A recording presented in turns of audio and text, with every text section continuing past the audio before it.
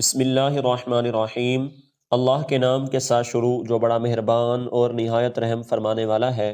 حضرت ابن عباس رضی اللہ تعالیٰ عنہما فرماتے ہیں کہ حضور نبی اکرم صلی اللہ علیہ وسلم نے ارشاد فرمایا، شب قدر کو رمضان کے آخری عشرے میں تلاش کرو، جب 9 راتیں باقی رہ جائیں یا 5 راتیں باقی رہ جائیں، یعنی 21ویں یا 27ویں یا 25ویں راتوں میں شب قدر کو تلاش کرو۔ حضرت عائشہ صدیقہ رضی اللہ تعالیٰ عنہا فرماتی ہیں کہ حضور نبی اکرم صلی اللہ علیہ وسلم رمضان کے آخری عشرے میں اعتکاف فرماتے اور فرماتے کہ رمضان کے آخری عشرہ میں شب قدر کو تلاش کرو۔ حضرت عائشہ صدیقہ رضی اللہ تعالیٰ عنہا فرماتی ہیں کہ حضور نبی اکرم صلی اللہ علیہ وسلم نے فرمایا، شب قدر کو تلاش کرو۔ حضرت عائشہ صدیقہ رضی اللہ تعالیٰ عنہا فرماتی ہیں کہ حضور نبی اکرم صلی اللہ علیہ وسلم نے ارشاد فرمایا، شب قدر کو رمضان کے آخری عشرہ کی طاق راتوں میں ڈھونڈو۔ حضرت سیدنا ابن عمر رضی اللہ تعالیٰ عنہ فرماتے ہیں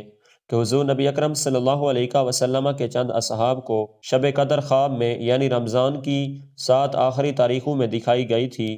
پھر رسول اللہ صلی اللہ علیہ وسلم نے ارشاد فرمایا، میں دیکھ رہا ہوں کہ تمہارے سب کے خواب 7 آخری تاریخوں پر متفق ہو گئے ہیں، اس لیے جسے اس کی تلاش ہو وہ اسی ہفتے کی آخری طاق راتوں میں تلاش کرے۔ حضرت سیدنا ابو ہریرہ رضی اللہ تعالیٰ عنہ فرماتے ہیں کہ حضور نبی اکرم صلی اللہ علیہ وسلم نے ارشاد فرمایا، جو شخص رمضان کے روزے ایمان اور احتساب یعنی حصول اجر و ثواب کی نیت کے ساتھ رکھے گا، اس کے اگلے تمام گناہ معاف کر دیے جاتے ہیں، اور جو لیلۃ القدر میں ایمان و احتساب کے ساتھ نماز میں کھڑا رہے اس کے بھی اگلے گناہ معاف کر دیے جاتے ہیں۔ حضرت عائشہ صدیقہ رضی اللہ تعالیٰ عنہا فرماتی ہیں، جب رمضان کا آخری عشرہ آتا تو نبی علیہ السلام اپنا تہبند مضبوط باندھتے یعنی اپنی کمر پوری طرح کس لیتے، اور ان راتوں میں آپ خود بھی جاگتے اور اپنے گھر والوں کو بھی جگایا کرتے تھے۔